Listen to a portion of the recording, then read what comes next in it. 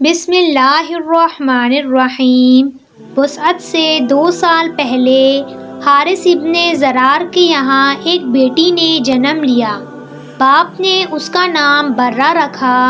برہ چند آفتاب چند مہتاب تھی، جو ایک بار دیکھ لیتا پھر اس کے چہرے پر سے نظریں نہیں ہٹا پاتا تھا۔ اس کی پرورش بڑے ناز و نعم سے ہونے لگی۔ سردار حارث ابن ضرار کی یہ بیٹی جیسے جیسے بڑی ہو رہی تھی، اس کے حسن میں اضافہ ہوتا جا رہا تھا۔ جب برہ جوان ہو گئی تو باپ نے سوچا کہ اب اس کی شادی کر دی جائے۔ ایک دن برہ کے والدین بیٹھے برہ کی شادی کے بارے میں بات کر رہے تھے۔ برہ کی ماں نے کہا، اب ہمیں برہ کی شادی کر دینی چاہیے، برہ جوان ہو گئی ہے۔ اسی وقت وہاں صفوان آیا، جو اس قبیلے کا بہت بڑا سردار کا بیٹا تھا۔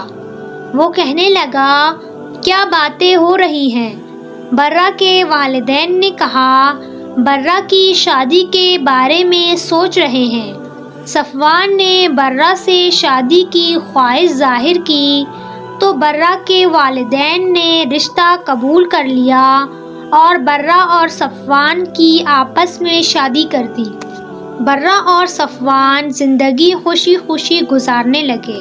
ایک دن برہ اپنی خوابگاہ میں آرام کر رہی تھی کہ اس نے خواب میں دیکھا کہ ایک چاند مدینہ منورہ سے نکل کر آ رہا ہے، یہاں تک کہ وہ برہ کی آغوش میں اتر آیا۔ برہ کی یہ خواب دیکھتے ہی آنکھ کھل گئی۔ وہ سوچنے لگی کہ اس خواب کی کیا تعبیر ہو سکتی ہے۔ اسی وقت برہ کے کانوں میں قبیلے کے لوگوں کی آوازیں پڑی۔ وہ کہہ رہے تھے کہ محمد بن عبداللہ کا دین بڑے زوروں سے پھیل رہا ہے۔ جو ایک بار اسلام میں داخل ہو جاتا ہے پھر اس پر مر مٹتا ہے۔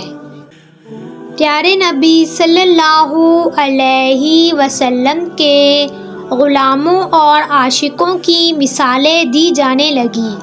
حارث ابن ابی ضرار اور صفوان اسلام کے سخت مخالف تھے۔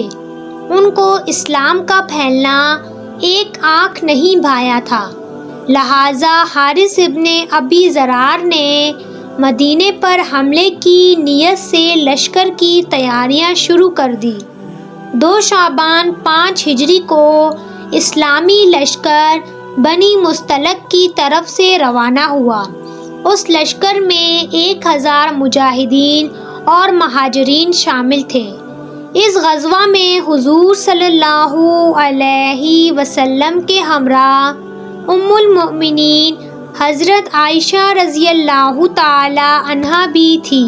ادھر حارث ابن ابی ضرار کو بھی اطلاع مل گئی تھی کہ اسلامی لشکر چل پڑا ہے، اور یہ بھی پتہ چل گیا تھا کہ ان کا جاسوس قتل کر دیا گیا ہے، جسے حارث نے رسول اللہ صلی اللہ علیہ وسلم کی خبر لانے کے لیے بھیجا تھا۔ جنگ شروع ہوئی تو کافروں کے لشکر میں سے لوگ ڈر کر بھاگ گئے۔ حارث کے لشکر میں سے 10 لوگ مارے گئے، جن میں برہ کا شوہر صفوان بھی شامل تھا۔ مسلمانوں کو مال غنیمت میں 2000 اونٹ 5000 بکریاں ملی۔ مال غنیمت مسلمانوں میں بانٹ دیا گیا۔ کچھ غلام عورتیں بھی شامل تھیں، جن میں برہ بھی تھی۔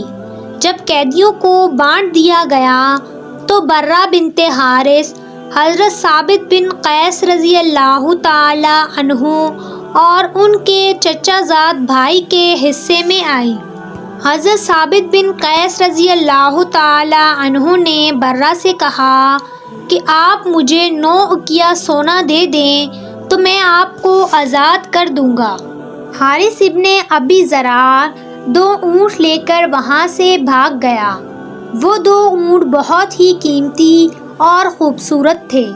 انہیں لے جا کر وادی عقیق کی گھاٹیوں میں سے ایک گھاٹی میں چھپا دیا، اور باقی اونٹ لے کر رسول اللہ صلی اللہ علیہ وسلم کی خدمت میں پہنچا۔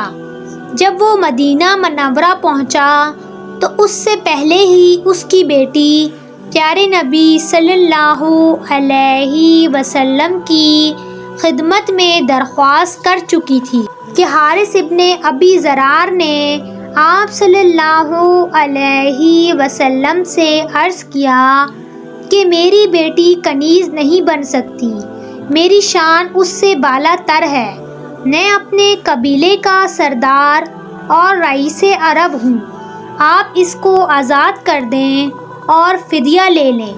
آپ صلی اللہ علیہ وسلم نے حارث سے فرمایا کہ وہ 2 اونٹ کہاں ہیں جن کو تم راستے میں چھپا کر آئے ہو؟ یہ سن کر حارث نے بے اختیار کہا کہ آپ اللہ کے سچے رسول ہیں، اور وہیں پر مسلمان ہو گیا۔ برہ بنت حارث جب آزاد ہو گئی تو انہوں نے حضور صلی اللہ علیہ وسلم کی خدمت میں ہی رہنے کو ترجیح دی اور اپنے والد کے ساتھ جانے سے انکار کر دیا۔ جب پیارے نبی صلی اللہ علیہ وسلم کو علم ہوا تو آپ صلی اللہ علیہ وسلم نے حارث کو برہ سے نکاح کا پیغام بھیجا، جو حارث نے بڑی خوشی کے ساتھ قبول کر لیا۔ رسول اللہ صلی اللہ علیہ وسلم نے برہ کے قبیلے کے 40 غلام بھی آزاد کر دیے۔